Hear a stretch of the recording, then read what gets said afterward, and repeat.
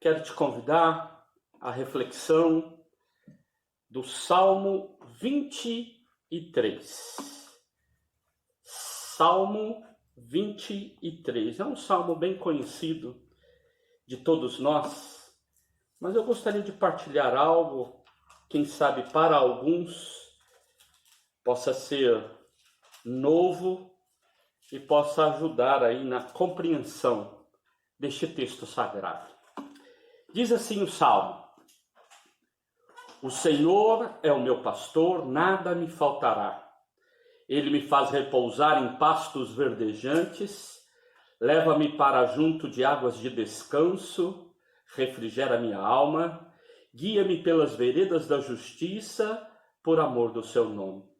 Ainda que eu ande pelo vale da sombra da morte, não temerei mal nenhum, porque tu estás comigo. O teu bordão e o teu cajado me consolam. Preparas-me uma mesa na presença dos meus adversários, unges minha cabeça com óleo, o meu cálice transborda. Bondade e misericórdia certamente me seguirão todos os dias da minha vida, e habitarei na casa do Senhor para todo o sempre. Amém. Estamos acostumados com o Salmo 23, principalmente com a figura de linguagem do pastor. E aí chamamos do Salmo do Deus pastor, do bom pastor. O Salmo 23, quem sabe, seja o texto mais conhecido da Bíblia.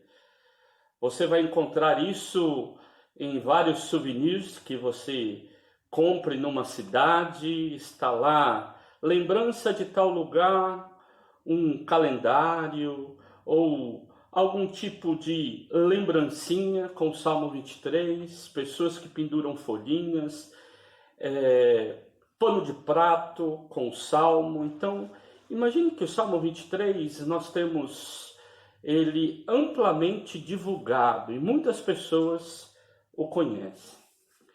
Mas eu gostaria de chamar a sua atenção, quem sabe que já conhece esse texto, já pregou esse texto, eu quero te convidar a refletir sobre os dois últimos versículos, o versículo 5 e o versículo 6. Se no primeiro momento nós temos uma figura forte de proteção, que é o pastor, nessa segunda parte do Salmo, nós temos a figura do hospedeiro.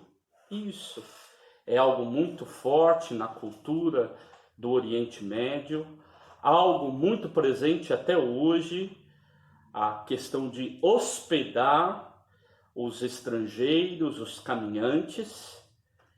E o Salmo então vem falar deste momento de hospedar pessoas, de acolher pessoas. Antigamente existiam cidades refúgios, templos refúgios, lugares onde uma pessoa perseguida, ela encontraria ali guarida, ela encontraria ali um espaço de acolhida e proteção. Então o Salmo 23 retrata um pouco essa questão, falando de alguém perseguido, de alguém que, quem sabe, sofre perseguição, e isso era comum, quem sabe uma desavença entre algumas famílias, desavença entre algumas... E alguém poderia ser jurado de morte ou ser prometido de passar por alguma violência, e essa pessoa, com risco de morte, ela vai fugir. E aí ela, procurando um espaço que seja seguro, e às vezes não dá tempo de chegar junto aos familiares porque os inimigos vêm atrás, ela então se abriga numa cidade refúgio, num templo refúgio. Esses locais eram locais seguros, onde, pela lei, ninguém poderia tocar em ninguém. A partir da hora que alguém adentrasse esse espaço, que é o espaço do refúgio, o inimigo não poderia tocá-lo. O inimigo poderia vê-lo, observá-lo, mas jamais tocá-lo. Então entenda aqui algumas questões que eram comuns no ambiente dessas hospedarias, desses locais refúgios. Primeiro, ali a pessoa ela recebia comida. Quem está fugindo não para fazer lanche, às vezes não dá tempo de preparar nada. A primeira coisa que ela precisa é do alimento. E aí então ele fala da mesa preparada, ou seja, do alimento. E isso era comum. Quando chegava alguém para se hospedar na casa, a pessoa preparava uma boa mesa. Claro, dentro daquilo que era o comum daquela cultura, né? Tinham frutas, um tipo de pão, provavelmente pão de... não tínhamos o trigo, porque o trigo era caro. Então, você tem alguns alimentos conforme a possibilidade do lugar que hospedava. Um outro aspecto é que o inimigo, ele pode olhar, mas ele não pode tocar. Por isso, aquele que está sofrendo perseguição pode ser até observado. Observado que está comendo ali, que está sendo acolhido. E provavelmente, tentando dar uma dinâmica, uma dramatização a essas falas do salmista, é como se o inimigo chegasse e ficasse observando. Queria pegar, mas ele está lá, olha, ainda está sendo bem acolhido, olha que mesa. Outro costume, quando o estrangeiro chegava, ou a pessoa que iria se hospedar, ela recebia uma unção. Ela era perfumada. Era uma forma de dizer para a pessoa assim, olha, você é bem-vinda aqui. Aqui você está seguro. Seja bem-vindo, entre. Aqui é um lugar de segurança. Sabe do jeitinho que a gente, na cultura de onde viemos, também acolhemos pessoas? Por exemplo, nossa cultura brasileira ela é muito afetiva. E a nossa afetividade com o visitante está ligada à comida. Presta atenção. Eu venho de família de mineiros. E a pessoa acaba de entrar, eu falei, menina, já vou passar um cafezinho para nós. Ah, vem cá, vou fazer um pão de queijo. Ah, fiz um bolo, você vai comer um bolo comigo? E às vezes, dependendo da cultura, é aquela cultura que insiste, né? Você está comendo na casa da pessoa, a pessoa... você já se serviu, já está satisfeito, e a pessoa diz assim, ah, come mais, você não gostou. Ah, pega mais um pouquinho, vai lá e pega e põe. Quer dizer, é a afetividade dizendo assim, você aqui é bem-vindo, seja bem-vindo neste lugar. Então, esse ungir com óleo perfumado é dizer, olha, aqui você é bem-vindo. Um outro aspecto é a questão do cálice. Vamos nos lembrar. O que era composto essa acolhida? Era de, primeiro, dessedentar a pessoa, né? A pessoa que está para o caminho, ela precisa de água, ela precisa de alimento, ela precisa de segurança, ela recebe essa unção, essa acolhida, esse perfume. E lá era comum também a sua bebida. A bebida comum era o vinho, o cálice de vinho. E aí então não faltava. E o vinho significa alegria. Ain, em hebraico, está ligado à raiz da palavra alegria. Então era um momento de estar ali tranquilo, podendo se alegrar em meio a essa tribulação. E imagine que o inimigo fica ali, sonda, fala assim, ah, não tem jeito, vou embora. E ele vai embora. E uma hora esse estrangeiro vai precisar de ir junto a outros parentes, a outras pessoas, para recomeçar sua vida. E era comum aquele que hospedava enviar pessoas que escoltassem, pelo menos 2 pessoas que escoltassem essa pessoa que estava sendo perseguida até um outro local seguro. Por isso o Salmo diz assim: olha, na hora que eu saio desse lugar de segurança, aqueles que me acompanham, aqueles que estão ao meu lado, aqueles que me escoltam até outro lugar de segurança, é a bondade e a misericórdia. Ou seja, eu sou levado em paz. E um último detalhe do Salmo, aqui nesse momento de explicação, é que essa palavra habitarei, ela pode ser traduzida por habitar, mas parece ser melhor retornar. É alguém que, grato por ter sido acolhido, volta e diz assim: eu vou voltar mais vezes para te agradecer pelo que você fez por mim. Agora, a interpretação aqui, assim como na parte de cima, dizendo o Senhor é meu pastor, aqui apresenta Deus como hospedeiro. Por que eu estou trazendo esta reflexão para vocês nesta manhã? Nossa disciplina de teologia pastoral, ela olha para o mundo, olha para os acontecimentos e ela, enquanto missão, se prepara para agir em nome do Senhor. Uma das formas de agir no mundo é através da pregação da palavra. Eu penso que um salmo como esse nos ensina a pensar na segurança da casa. Hoje somos chamados ao isolamento social, a ter que ficar em casa para poder estar seguro. O inimigo, quem sabe seja aqui esse vírus, ou até mesmo pessoas que não sabem que estão infectadas e que podem infectar umas às outras.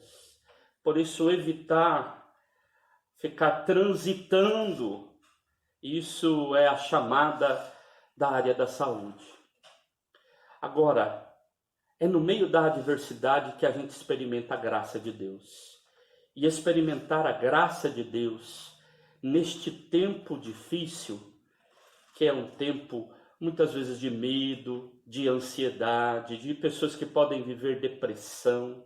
Fico imaginando as pessoas que perdem seus entes queridos e não podem nem fazer o seu velório, não podem nem iniciar um processo mais saudável de enlutamento. Então é um momento, é no meio dessa adversidade que a gente relembra. E o povo de Deus tem um cântico, né? Tem um salmo. Existem vários tipos de salmos. Dentre os vários tipos de salmos, existem salmos de confiança coletivo e salmos de confiança individual. Esse aqui é um salmo de confiança individual, onde quem canta, e aí eu vou fazer aqui, trazer à memória aquele ditado popular: quem canta seus males espanta. Ou seja, quem está cantando este salmo, quem está recitando este salmo, está dizendo: em meio às contradições da vida, ou seja, no momento às vezes de insegurança, quem cuida de mim, aí na primeira parte do salmo, é o pastor, que me dá água, que me dá pasto, que tranquiliza a minha alma e que me guia por lugares corretos. E ainda que eu ande em lugares difíceis, 2 coisas me consolam: a vara e o cajado.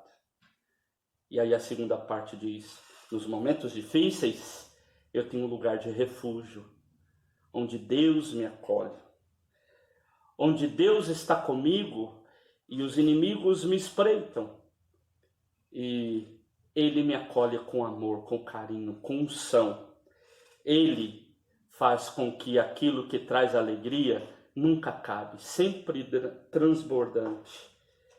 E continua: se a parte de cima é o cajado, a vara e o cajado, aqui é a bondade e a misericórdia que estão ali na hora da caminhada. Meu desejo é que você, reconhecendo a riqueza deste salmo, traga para você essa confiança do Deus que sempre está presente e te acolhe. Te acolhe hoje e te acolhe em qualquer momento. No momento da alegria, mas nos momentos difíceis do sofrimento. Que Deus esteja te abençoando. Que você sinta-se fortalecido por estar guardado. E como diz o Salmo, ainda que, ou seja, caso nós venhamos a passar por momentos muito difíceis, assim como todo mundo, nós estamos debaixo do sol e seguimos todas as leis humanas. Então não significa que porque eu sou crente eu estou protegido do vírus. Não.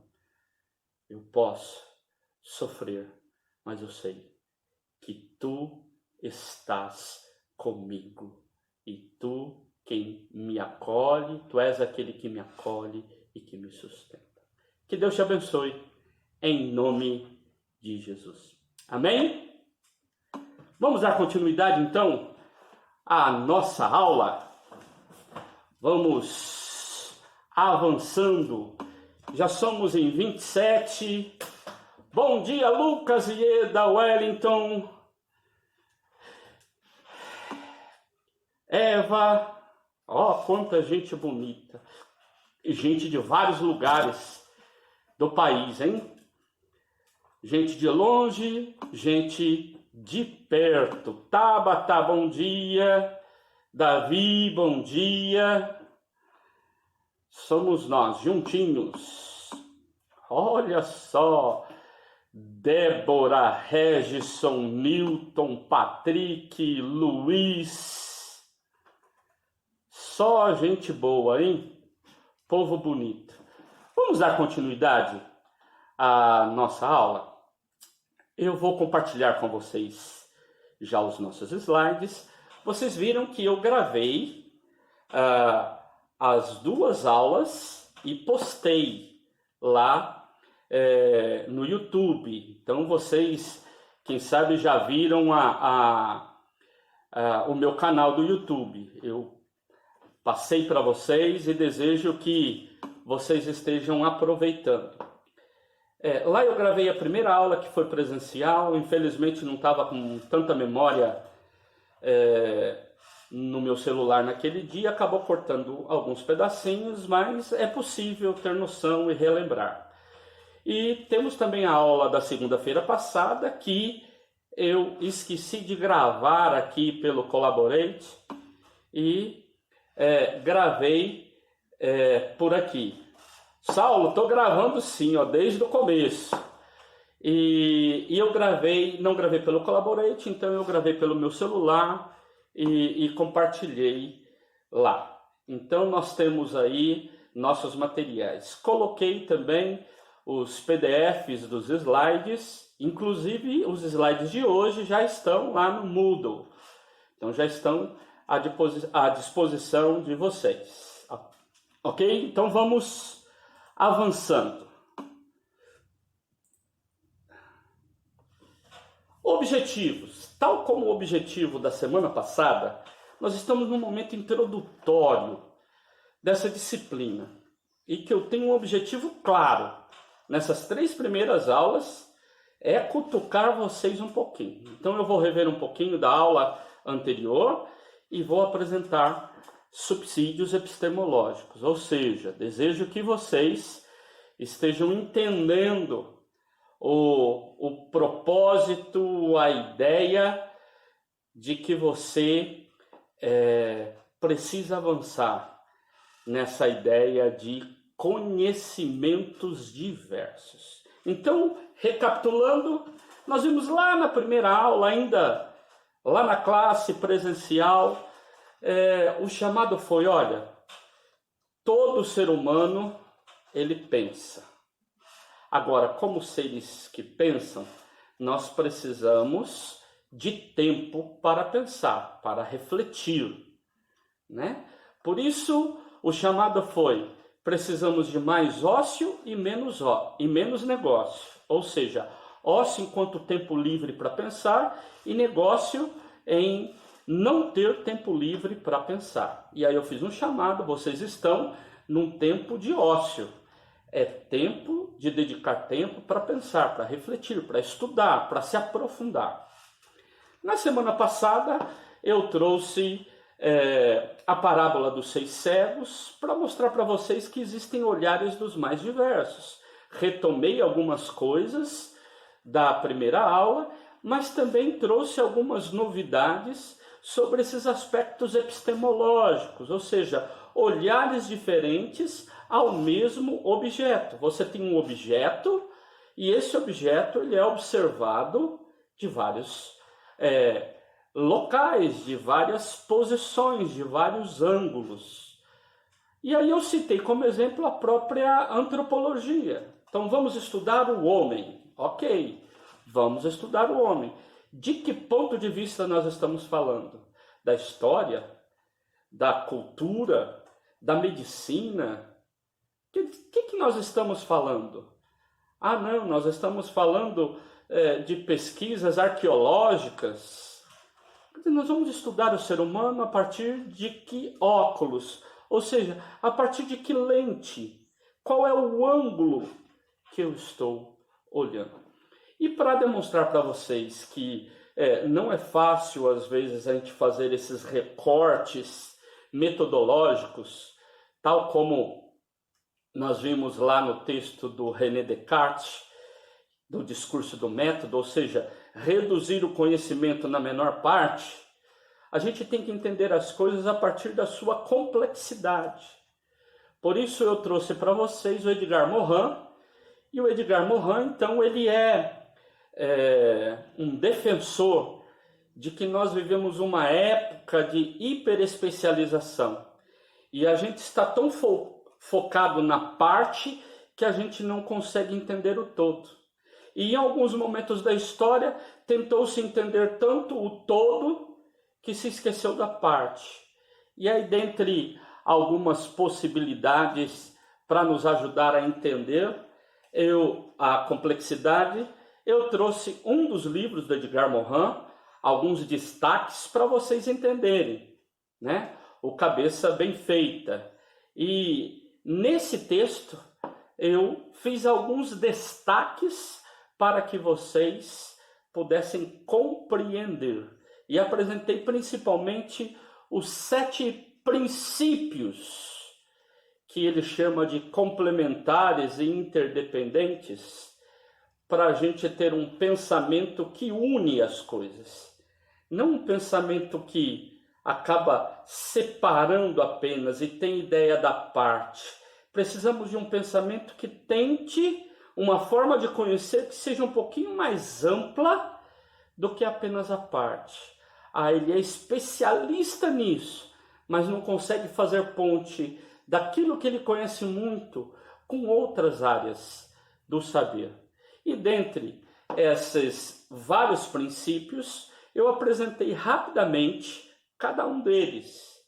Eu trouxe para vocês a ideia que ele apresenta de que o princípio ele é sistêmico e organizacional, né? Então, a gente precisa de entender que isso daí é tentar, no meio de toda essa complexidade, entender aquilo que é desorganizado mesmo por si, mas eu tento pensar aquilo de uma forma um pouco mais organizada para entender. Também tem o princípio hologrâmico, ou em outros textos traduzido por hologramático, ou seja, quando você consegue ver o todo na parte e a parte no todo. Ou seja, quando eu tenho uma leitura mais ampla. E aí ele apresenta a ideia do circuito retroativo, recursivo, autonomia e dependência, ou seja, as partes elas têm autonomia, mas têm dependência. É como a teia de aranha.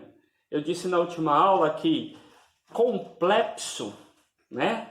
Essa ideia de complexidade, o complexo é um tecido, é uma trama que é feita junto, como se fosse uma teia de aranha.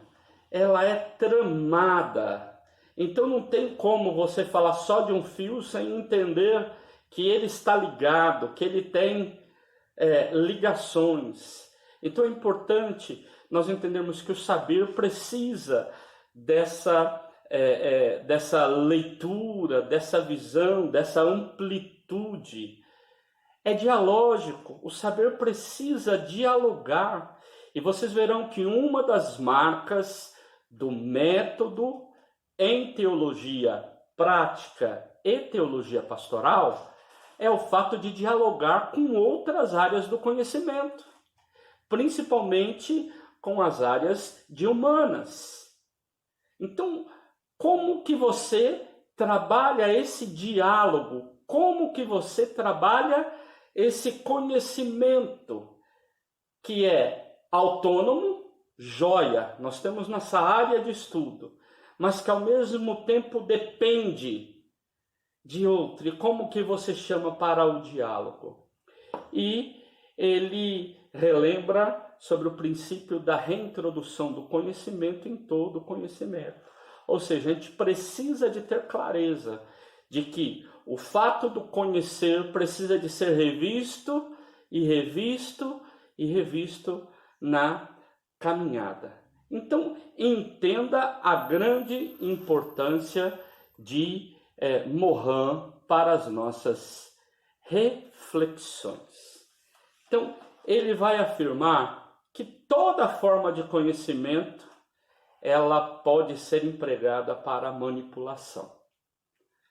Então, a gente precisa de ter algumas clarezas.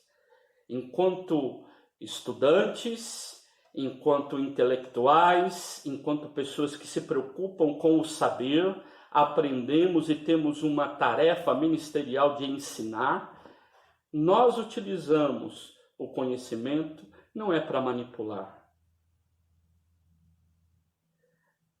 Há uma máxima que diz, saber é poder, de Pascal. E de fato algumas pessoas se utilizam do saber para manipular, para um autoritarismo. O pensamento complexo ele leva em conta a ética, a solidariedade. Eu conheço e dialogo com o outro para o outro conhecer. Não é uma postura egoísta de quem sabe para si e eu sou bom mesmo. A construção do conhecimento não é marcada pelo você tem que fazer assim. Se não for assim, você está certo. Só eu estou certo. Não. É uma forma de estimular, de ajudar, de levar pessoas a conhecerem também aquilo que você já teve oportunidade de mergulhar, de estudar. Nós precisamos ser curas. Você sabe qual é o papel de um curador? O curador é aquele que conhece alguma coisa e já vai indicando algumas formas da pessoa conhecer. Ele não diz, isso é assim.com.br, mas ele diz, olha, há possibilidades de você conhecer por aqui. Ele vai instruindo. Uma palavra muito bonita, que ganhou um bom espaço na área da educação nos últimos tempos, é que a gente muitas vezes não usa a ideia do professor enquanto aquele que chega e traz todo o saber, mas do professor, da professora enquanto facilitador, facilitadora, aquele que chega e traz possibilidades para alguém conhecer, para alguém avançar no seu conhecimento. A lógica do pensamento complexo ajuda a gente a dialogar. Por isso eu gostaria que ela nos ajudasse nos nossos diálogos, Ainda que eles sejam virtuais, nós vamos ter que aprender a trabalhar através aqui do nosso bate-papo, do lado, através de questões que podemos vir levantando, pensando juntos. Agora eu ainda estou num momento muito de base, muito introdutório, mas haverá um momento em que a gente pode, inclusive, abrir para vocês fazerem algumas perguntas ou darem algumas colaborações aqui mesmo. Então eu gostaria que você levasse em consideração essa possibilidade. Na complexidade, enquanto um pressuposto epistemológico, ou seja, a gente tendo clareza, nós estamos partindo de um pressuposto que é epistemológico. Qual? Da complexidade. De que nós não conseguimos definir tudo a partir do óculos que nós estamos. Não somos nós como teologia prática e teologia pastoral, que definimos o saber em teologia, ou que definimos o saber no mundo. E aí, diante disso daí, é que eu gostaria de desafiar você a invista seu tempo de ócio enquanto aluno da Faculdade de Teologia, para se dedicar aos estudos através das aulas, leituras, grupos de pesquisa, cursos intensivos e outras possibilidades que a faculdade te proporciona. Invista tempo no ócio. Invista tempo para refletir, para estudar. Este é o seu tempo. Este é o momento. Esta é a hora de você se dedicar aos estudos. Por isso, dedique-se ao ócio. Oportunidade que você tem, entre poucos no nosso país, de fazer um curso universitário, de investir tempo num curso universitário. Gente, vamos avançar mais um pouquinho aqui nos nossos estudos. Newton, que legal que você se inscreveu lá no canal do YouTube. Eu tenho um blog também. Se vocês quiserem dar uma olhadinha no meu blog, é paulodiasnogueira.blogspot.com.br. Então é meu nome completo, .blogspot.com.br. Lá tem muito material também. Então, pode ajudar, e de lá você salta também para outros blogs que eu acabei fazendo ligados a ele. Então, o objetivo é procurar servir, né? Então, se você quiser, fique à vontade para dar uma olhadinha. Sabe por que eu convido você a investir tempo no ócio?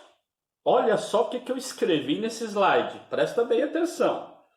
Escrevi pensando em vocês. Cada um olhando firmemente para vocês. Eu convido você a aprofundar-se nos estudos da teologia e áreas correlatas para não se tornar uma idiota, no sentido clássico da palavra, bem como não vir a desempenhar um ministério medíocre, também no sentido clássico da palavra. O problema é que a gente conhece algumas palavras só no seu sentido pejorativo. Muitas vezes nós não temos clareza do significado etimológico, né? Do grego ídios, que significa privado ou pessoal. Isso daí evolui um pouquinho e passa a ter a seguinte ideia: somente pessoas que exerciam um tipo de trabalho público não eram chamados de idiotez, ou seja, quem não exercia uma vida pública era chamado de idiota. Depois, na evolução linguística, passa a ser a ideia de pessoas comuns. E depois, agora, no pejorativo, da ideia de um indivíduo ignorante. Quando eu falo para não ser idiota, é no sentido lá em cima, do privado. Às vezes, as pessoas estão muito ligadas a si mesmas. Elas falam de si para si. Elas se sentem à medida de todas as coisas. Como pastores e pastoras, como teólogos, teólogas, como pregadores e pregadoras, nós não podemos falar a partir de nós, a partir da nossa própria experiência, a partir das nossas próprias ideias. Então, uma grande dificuldade é você encontrar, às vezes, pessoas que só falam a partir das suas experiências, ou seja, agem de forma idiota, ou seja, a partir do privado, a partir do pessoal, a partir dela mesma. Ela é a medida. E eu uso também O outro termo, que é o medíocre, que vem lá do latim, que é a ideia de mediano.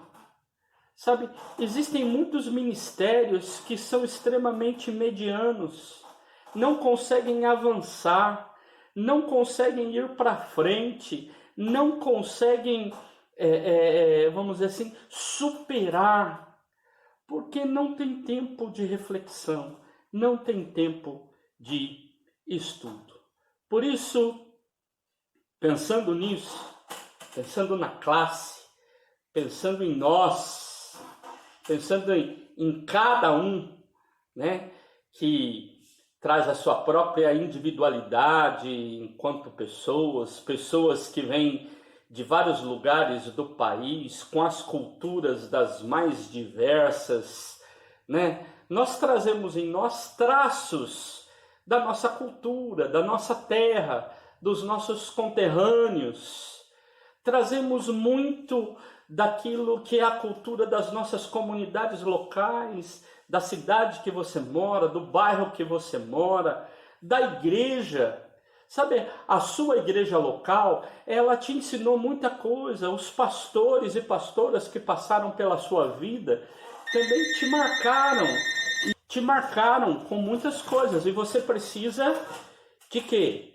Você precisa de entender que esta marca, que essa questão que você aprendeu, acolheu, não é a única verdade. Apesar das pessoas que te ensinaram, tentaram dar o melhor de si, mas não é a única forma.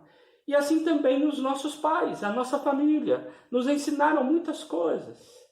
Então, nós trazemos em nós muito dessas culturas. A nossa formação, nós fomos formados, né, a partir de muitas culturas. Agora, de forma específica, eu quero dizer que muitos de nós viemos de uma formação escolar muito diferente. Alguns tiveram oportunidade de estudar em escolas, quem sabe, melhores, tiveram oportunidade de um incentivo melhor a partir dos professores, da escola, da família. Outros, nem sempre. Outros nunca investiram no estudo, acreditando na importância do estudo. Tinha que estudar, porque todo mundo tem que estudar. E se não estudar, não vai arrumar emprego. Por isso, eu parto do seguinte pressuposto. Iniciar um curso universitário pode ser um desafio muito grande. Pode ser uma ação desafiadora, uma tarefa desafiadora para muitos de nós, que não estávamos acostumados a investir em leitura, a investir em estudos, a investir em reflexão. Eu destaco mais ainda o grande desafio do aluno de teologia. Por quê? Porque você vem de lá da igreja local, da experiência da família, e você já aprendeu muita coisa na escola dominical, dos sermões que você ouviu, dos estudos bíblicos que você já participou, do discipulado que você já fez. E às vezes nós temos a ideia de que aquela verdade, ou aquela leitura, ou aquela visão que nós aprendemos naquele momento é a única visão, é a única verdade, é a verdade suficiente. E aí quando a pessoa tem oportunidade de se aprofundar nos conhecimentos teológicos, de dar um up, né? De avançar no seu conhecimento, ela fica meio resignada, fica com preconceito, com medo, porque assim, não, eu já sou, eu já tenho, eu já...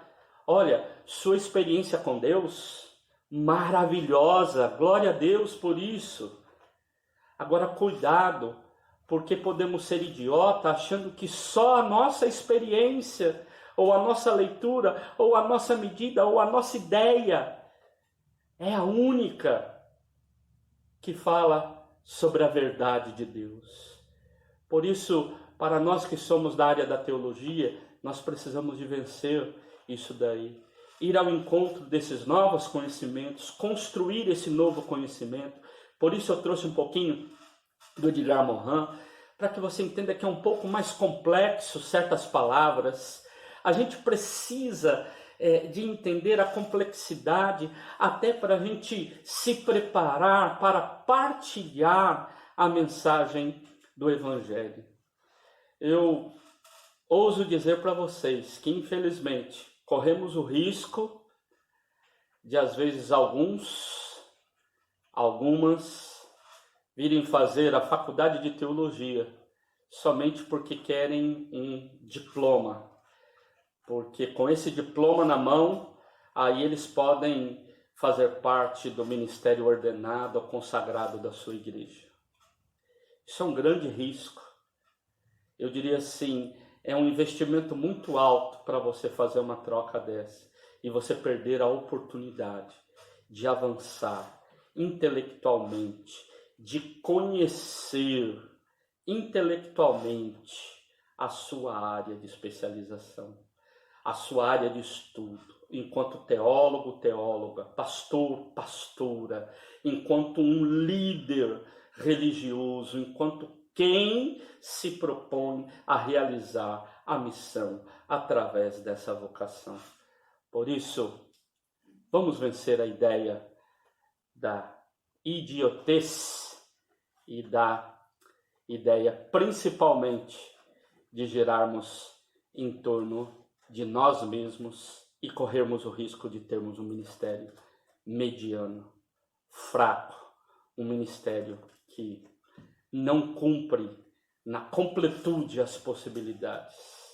Agora, para cumprir o último propósito, que é ter o diploma, alguns vão até fazer algumas leituras, vão frequentar as aulas, vão se preparar para uma prova. Então eles estão mais preocupados o seguinte: eu tenho que tirar tanto, se eu tirar tanto já está bom.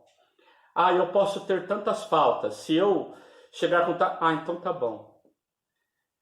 Eu quero dizer, mesmo que não esteja com esse propósito, olha a palavra que eu usei, esse propósito infame, corre o risco de se acostumar também com essa ideia, sabe?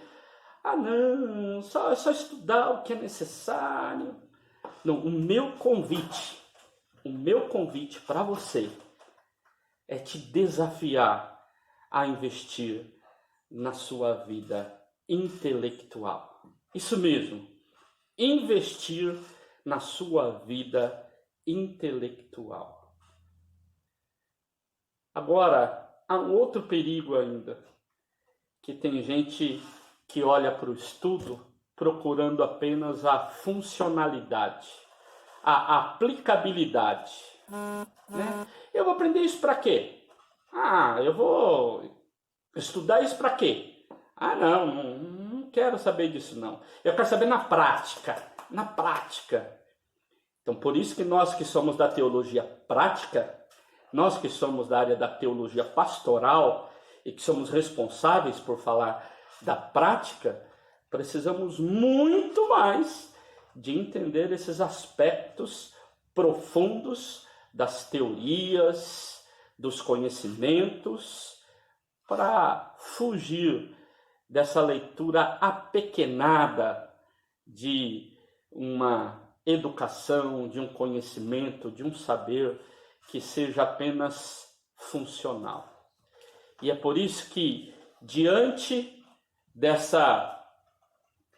desse desafio, que é o desafio de investir na sua vida intelectual, que eu quero então apresentar para vocês esse texto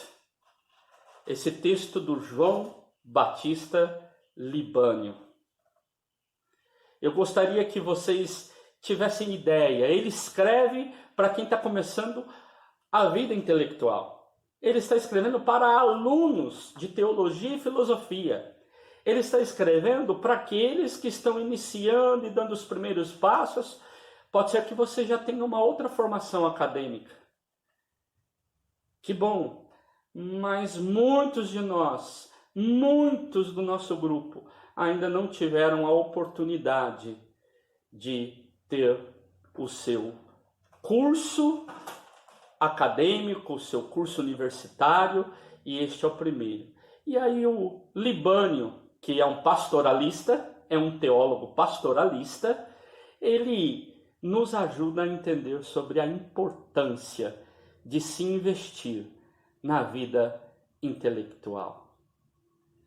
O desafio da vida intelectual, e aqui eu estou fazendo recortes do texto dele, e principalmente, vocês podem ver que eu cito tudo embaixo, qual página que está do livro, a bibliografia, né? Para que você, no momento oportuno, se puder e quiser ter o livro, ou se quiser de alguma forma utilizar dessas citações, você tenha ela claramente.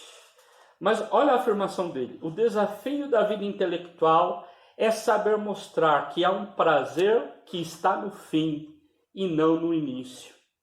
É o prazer intelectual. Implica, porém, um caminho de disciplina, de responsabilidade, de horas e horas de estudo, de tenacidade, de vigílias, de trabalho, de aplicação. Nisso parece com o mundo artístico e desportivo. Eu fiquei responsável de dar uma oficina de leitura, principalmente para o pessoal do primeiro ano, né? Mas será aberto para todos. Eu não sei ainda como nós o faremos e se será a partir desses mecanismos ou se nós vamos deixar para o segundo semestre. Eu ainda não trabalhei isso com a professora Blanches, que é a responsável. Mas eu gostaria que você pensasse comigo. Tem pessoas que, quando vai ao texto, querem sentir prazer naquilo que está lendo. Eu quero dizer, nem todos os textos que lemos são prazerosos. Tenha clareza disso. Tem leituras que são prazerosas, mas não são necessárias.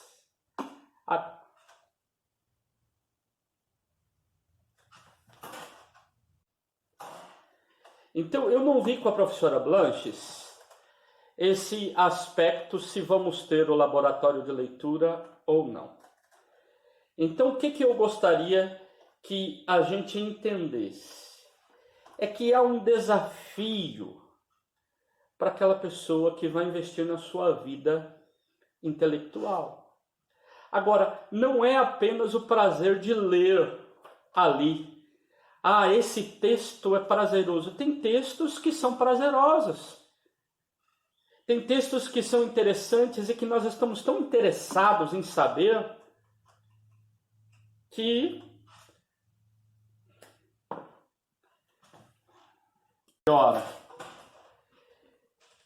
Então, retornando. É muito importante que você entenda que tem leituras que não são prazerosas. Elas são importantes. Elas são muito importantes. Porém, elas não são prazerosas. São textos densos, pesados, difíceis. Agora, por que ele compara com esse aspecto próprio da arte e da vida dos esportes, né, dos desportistas? Porque não é fácil. Quem faz o treino sabe que é complicado. Você vai alcançar o prazer da vitória depois de muito treino. Na vida intelectual também. Tem hora que você lê e investe, é cansativo, mas você está fazendo investimento porque a alegria de compreender um tema, de compreender a profundidade de algo, ela vem lá no final, depois de muito esforço. Infelizmente, algumas pessoas querem respostas rápidas. É como um artista, que nós devemos ter vários músicos e músicas, né? E, gente, a gente sabe que a gente não pega um instrumento e sai tocando. A gente não pega um instrumento e já vai. Não, a gente estuda, a gente vai investindo, e é depois de muito treino, de muito ensaio, que a gente chega lá num momento de execução e fala, puxa, valeu a pena todo o investimento. Eu quero dizer que na vida intelectual é assim. Por isso o Libânio vai dizer, cuidado, Porque o prazer intelectual não está no começo, porque isso exige muito trabalho, exige da gente muito investimento. Segundo o Libânio, ele fala assim, ó, nós precisamos de tempo de solidão, a vida intelectual precisa de tempo de solidão. Só que quando ele usou a palavra solidão, como eu tinha escrito um texto pequeno sobre o Paul Tillich, eu me lembrei, né, de uma frase do Paul Tillich, que ele diz o seguinte: a linguagem criou a palavra solidão para expressar a dor de estar sozinho, e criou a palavra solitude para expressar a glória de estar sozinho. Então a vida intelectual é um tempo de solitude, é um tempo de ficar sozinho, é um tempo de concentração. No meio desse barulho todo, no meio desses negócios, no meio de todo esse trabalho que às vezes realizamos, estamos tão preocupados de que tempo é dinheiro, eu não posso perder tempo, eu tenho que fazer, e às vezes até no nosso ministério, na nossa vida espiritual, nós estamos tão preocupados em produzir, que a gente não tem tempo de solitude. Na nossa espiritualidade, preste atenção, para muitas pessoas, o tempo de quietude, de jejum, o tempo de devocional, a gente às vezes faz devocional fazendo outra coisa. Aí eu vou aproveitar que eu vou fazer caminhada, eu vou fazer devocional. Aí eu vou aproveitar que eu estou assistindo aquilo ali e vou preparar. A gente às vezes não tira tempo para ficar quieto, para investir na nossa vida intelectual, ou seja, numa vida de reflexão. O Libânio então vai lembrar, todo ser humano pensa. E aí lembram lá que a gente trabalhou na primeira aula sobre o Harari, de que o que nos diferencia do restante da natureza é que nós refletimos, nós pensamos. Mas ele vai chamar a atenção aqui o seguinte: o problema é que muita gente pensa apenas espontaneamente. Ou seja, o conhecimento dela fica ligado apenas ao objeto, é aquela leitura rápida, simples, do senso comum sobre o objeto de pesquisa. É necessário ir além, é necessário aprender para além daquilo que nós observamos ali no senso comum. Aprender as coisas, conhecimentos, saberes, mecanismos, comportamentos. Nós precisamos de um olhar mais aprofundado, de um conhecimento mais intencional. Por isso ele vai dizer, nós precisamos aprender a pensar. Não é apenas pensar por pensar, né? A ideia do Edgar Morin lá era cabeça feita, ou seja, como é que a gente aprende a pensar, como é que a gente conhece o conhecimento, como que a gente investe em saber sobre o saber. Então isso significa sair do nível do espontâneo, sair do nível daquilo que é primeiro, daquilo que é a primeira impressão, e ir para um nível maior, que é o da reflexão, que é mediado. Como que eu penso isso? E aí eu preciso de recorrer a referências, a referenciais teóricos na área acadêmica. Nós nunca escrevemos um trabalho ou falamos por nós mesmos. Tudo aquilo que nós afirmamos, nós temos que apresentar quem é o referencial teórico. Se lá na primeira aula eu utilizei como referencial teórico o Harari, utilizei como referencial teórico o discurso do método, né? Utilizei, agora não estou lembrado de cabeça, quer dizer, alguns referenciais. Eu disse, isso aqui eu estou retirando de tal autor, ele é referência. Na segunda aula usei o Edgar Morin. Então, nós aprendemos a partir do saber de outros. E assim vamos investindo. Então, a capacidade de avançar na reflexão é a partir do... Então, o Sapiens é o do Harari, que eu disse. Então, olha que interessante quando a gente consegue entender que essa capacidade de avançar na reflexão está ligado a fazer perguntas. Agora, a gente não estamos de forma nenhuma atrás da resposta pela resposta. A resposta nos leva a outra pergunta, e aí entra muito desse mecanismo da filosofia para nos ajudar a aprofundar em conhecimentos. Por isso, a pergunta leva a uma resposta que pode gerar outra pergunta.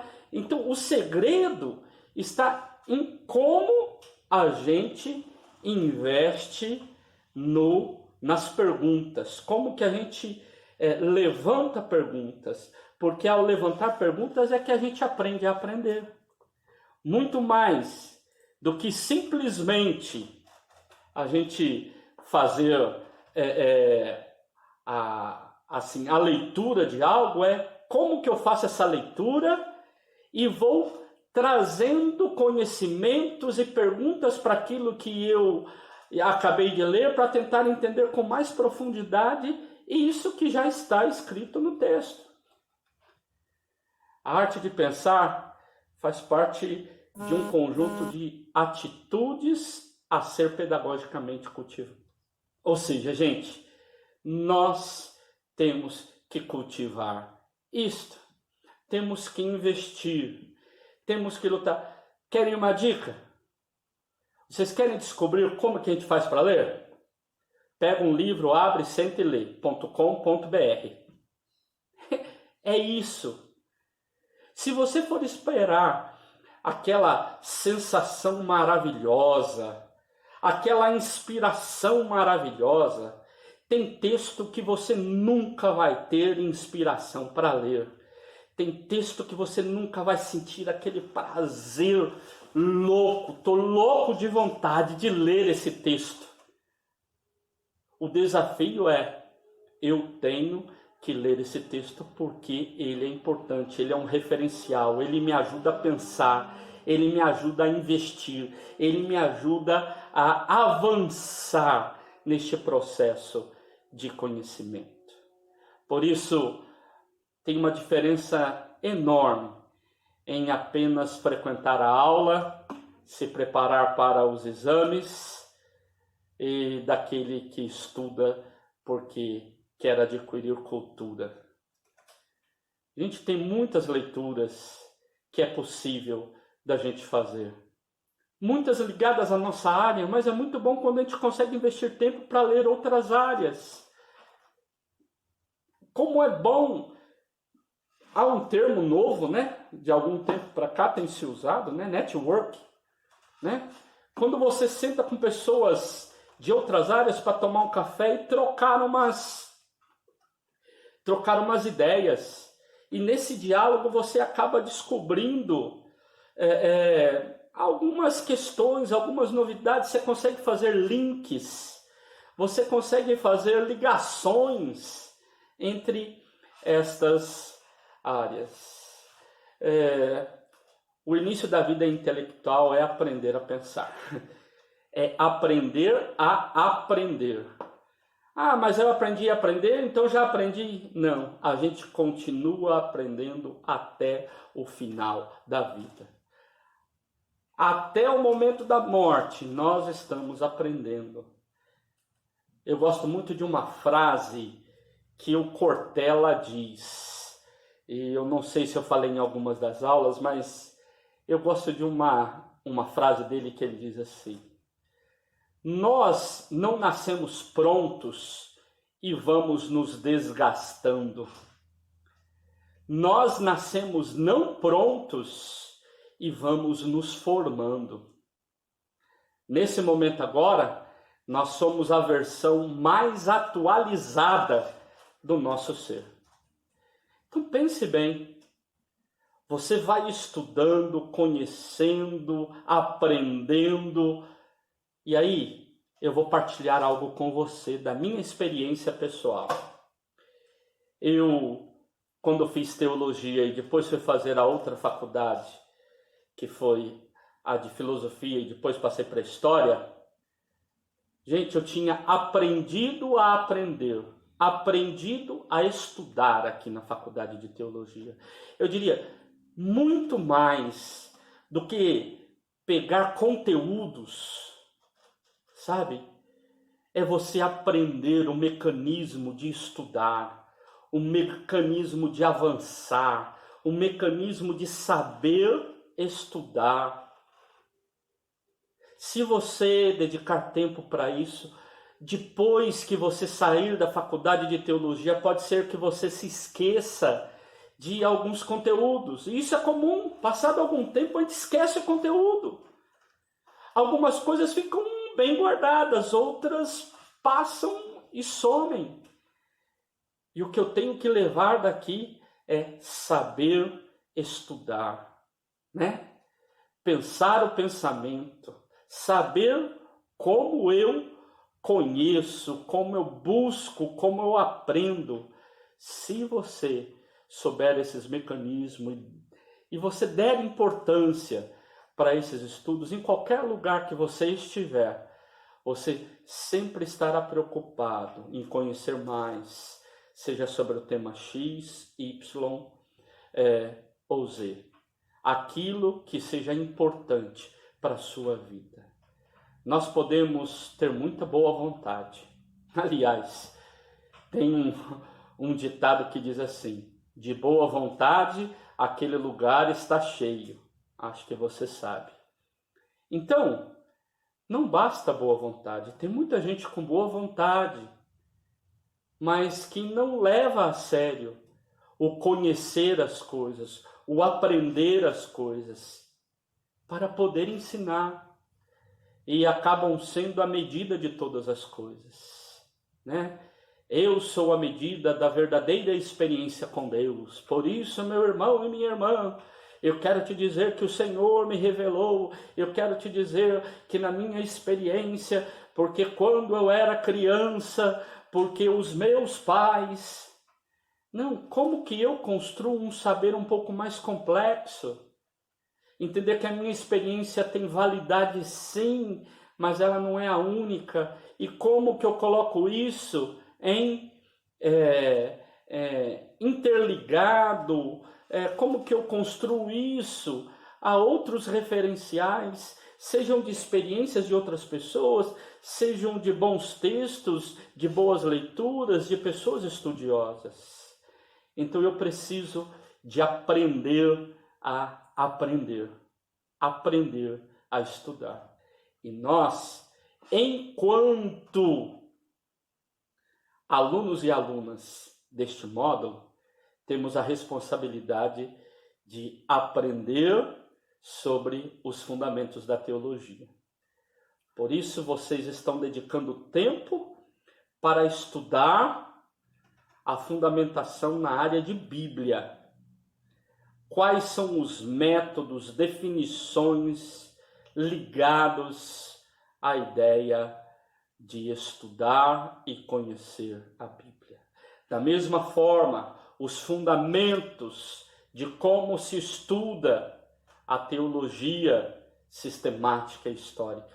E aqui na nossa disciplina, nós temos a grande tarefa de entender qual é o método, qual a metodologia, como que a teologia prática se aproxima, a teologia pastoral se aproxima do seu objeto de estudo. Para isso, retomo aqui novamente quais são os nossos objetivos. Nós temos objetivos claros. E a partir da próxima aula a gente começa com conceitos. Agora, estes conceitos não podem vir somente da aula que o professor dá. Não podem vir somente daquilo que o professor resume. Precisa de vir dos estudos, do investimento, da solitude sua, de deixar um pouquinho alguns movimentos. Se hoje a gente está com pouca mobilidade física, a gente está com muita mobilidade digital. As pessoas ficam penduradas na internet, vide aí que quantos de nós às vezes estamos o dia todo ligados e conectados a partir do mundo da internet. Então, uma das coisas que eu gostaria de deixar com você, se nós queremos aprender sobre a nossa disciplina, nós vamos investir tempo em leituras. Pode ser que você não consiga fazer leitura de todo o material que eu vou te dar, porque na realidade nem sempre nós temos tempo hábil, você tem outras disciplinas. Mas eu quero te oferecer muitas bibliografias sobre o nosso tema. Para te ajudar de que forma? Você vai lá construir a sua biblioteca digital, você vai vir salvando os PDFs, os e-books que eu vou fornecer para você, e você vai então vir construindo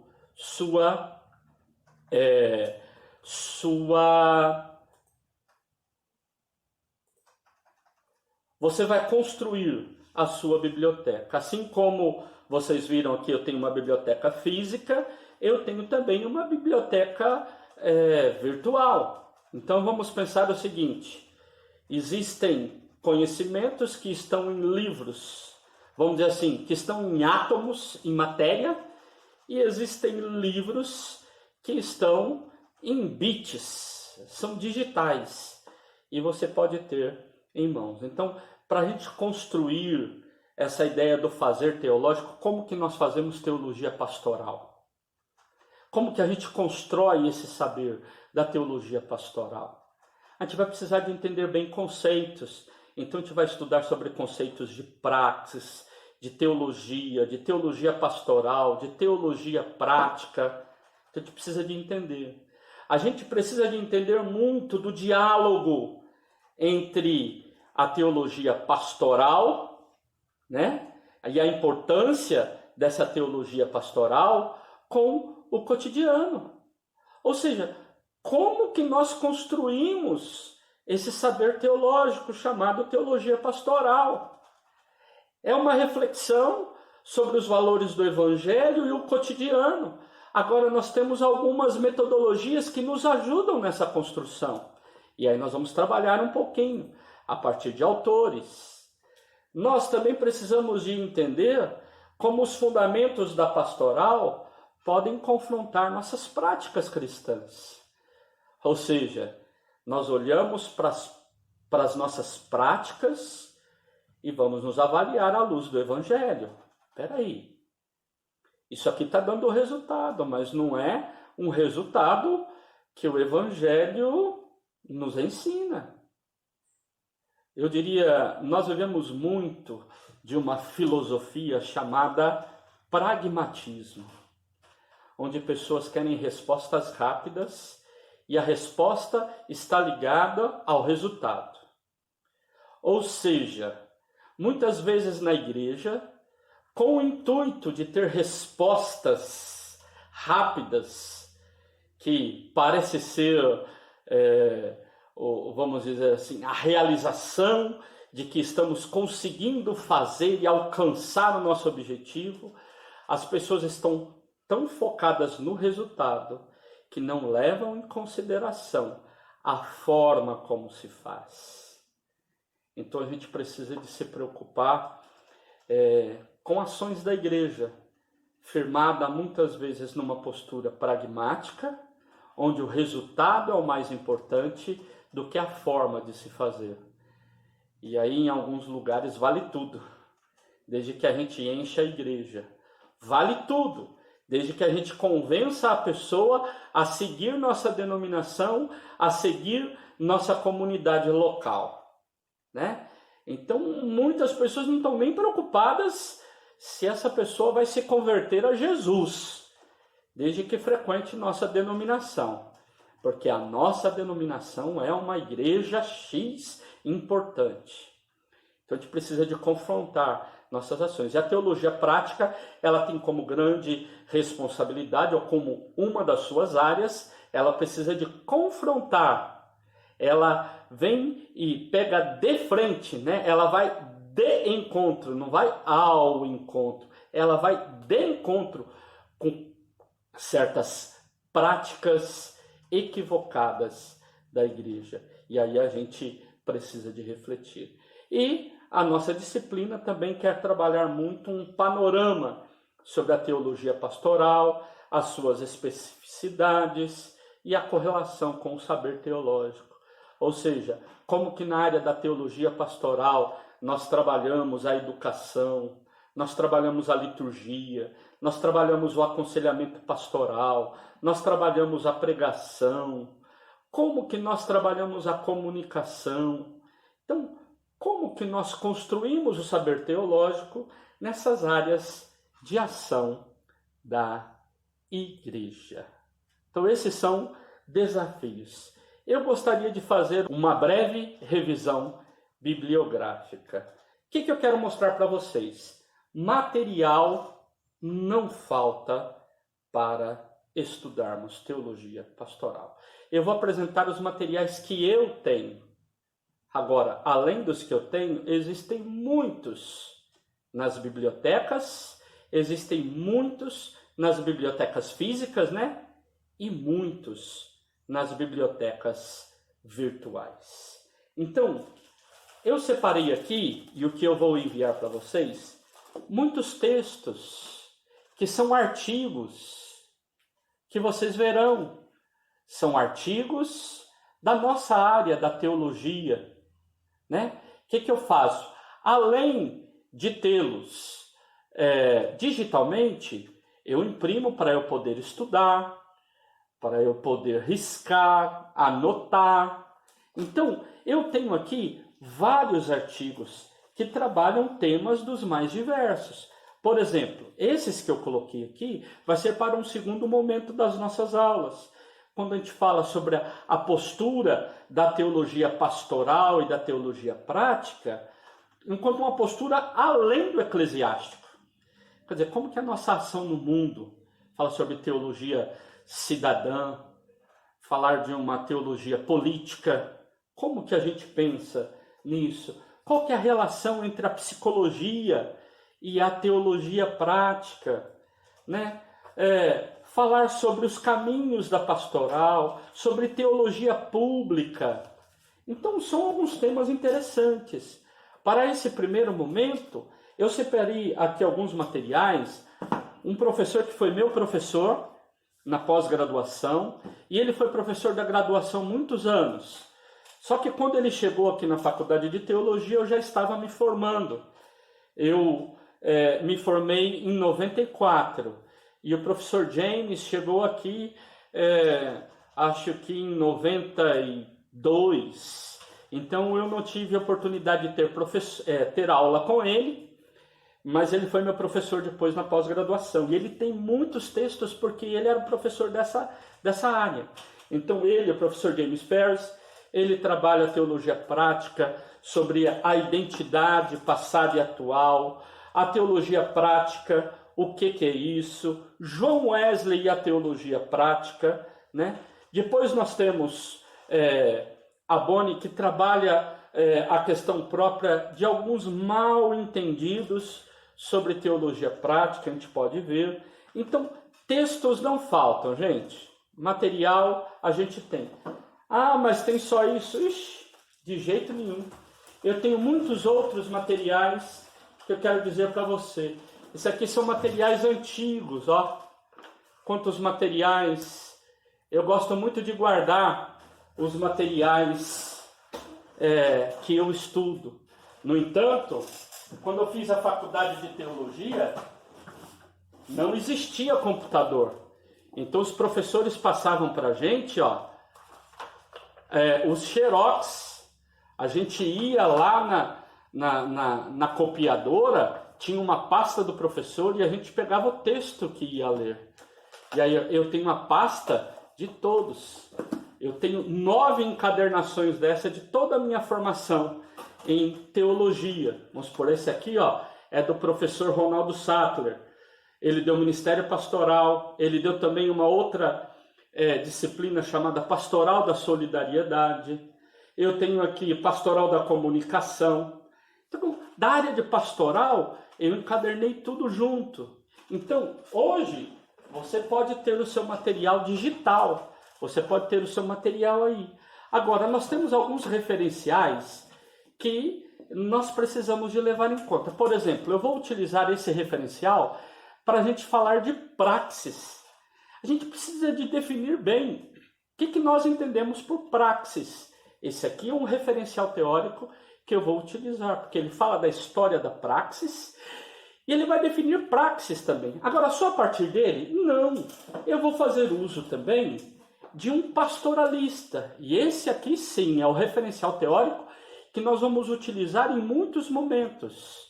Esse aqui, que é o Cassiano Florestan, ele apresenta para a gente muitas definições da área de pastoral. O nome já diz do livro, né? Teologia Prática. Então, ele é um espanhol e ele vai trabalhar esse tema. Então, este livro aqui é fantástico. Ele é quem vai nos auxiliar muito. Nós temos também um outro livro, e esse a gente tem em português, né? Que é lá da Sinodal, que trabalha teologia prática no contexto da América Latina. São vários artigos que são apresentados. O que eu vou fazer? Lá no Moodle, eu vou apresentar para vocês. Apresentar estes textos. Aquilo que se tem em PDF e pode ser veiculado publicamente, de forma digital, eu vou colocar lá para vocês. E eu tenho muitos textos mesmos. Quero subsidiá-los.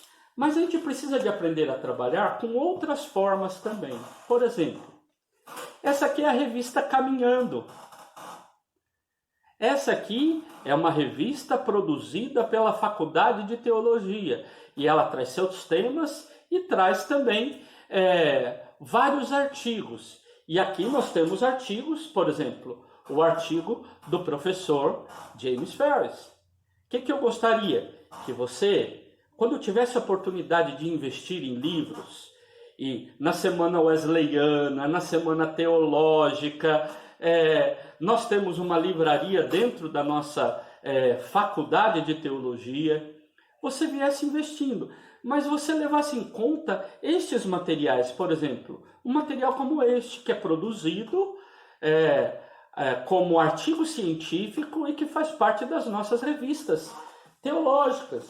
Nós temos também revistas como essa aqui, ó, que é das Ciências da Religião, aqui da universidade também. Então, como que eu trabalho? Aqui trabalho a ideia das praxis, né?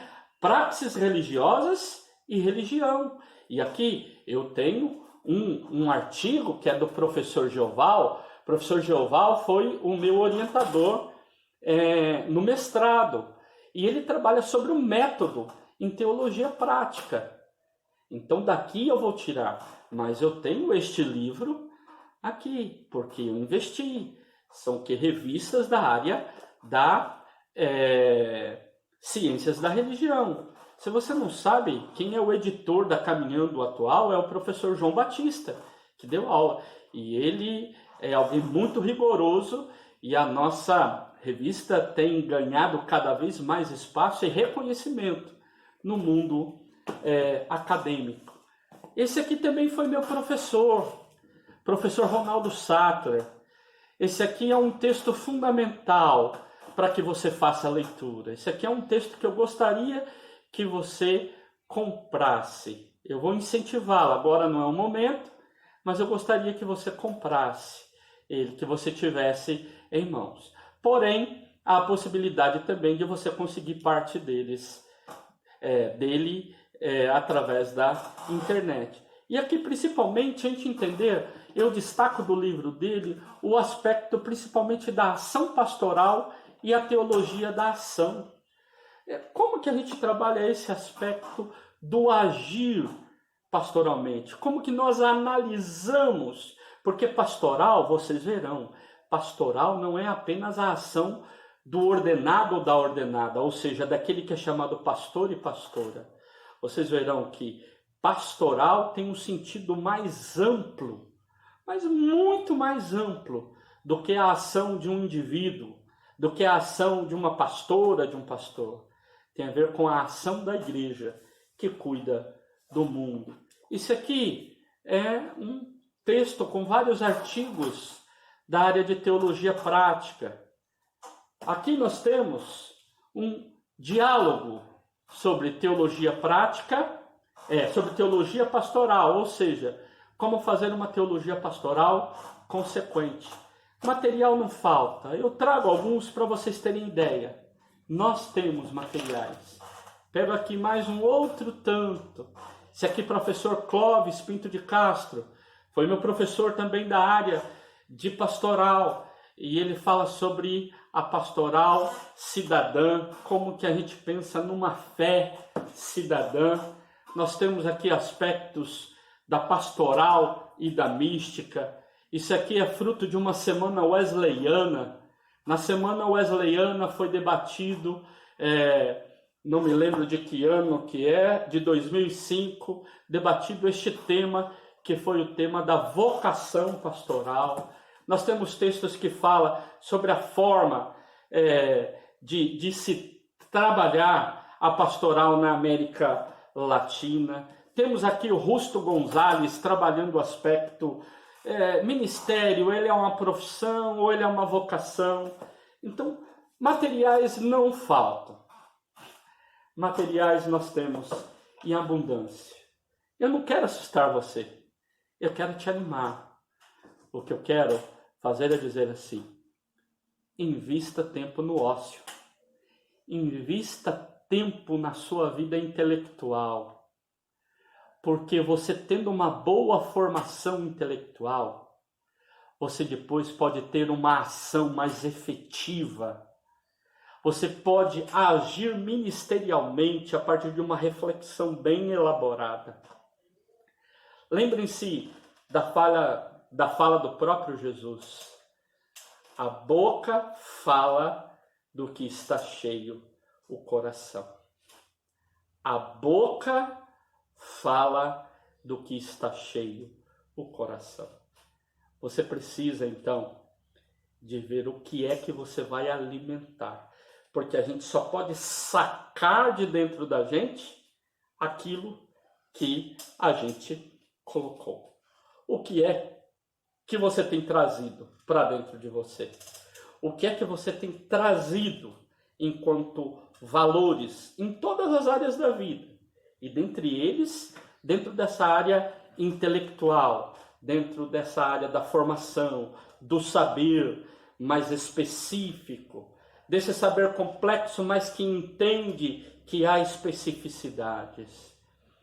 É somente após investir nisso que você conseguirá, de verdade, conseguir realizar um ministério, quem sabe, um pouco mais profícuo, um pouco mais com uma eficácia maior. Quem sabe estudar de forma eficiente, ou seja, de forma correta, você vai conseguir lá alguns resultados eficazes no seu ministério, ou seja, os resultados corretos, importantes para o seu ministério. Isso é o que eu quero dividir com vocês nesse momento, enquanto parte da nossa aula.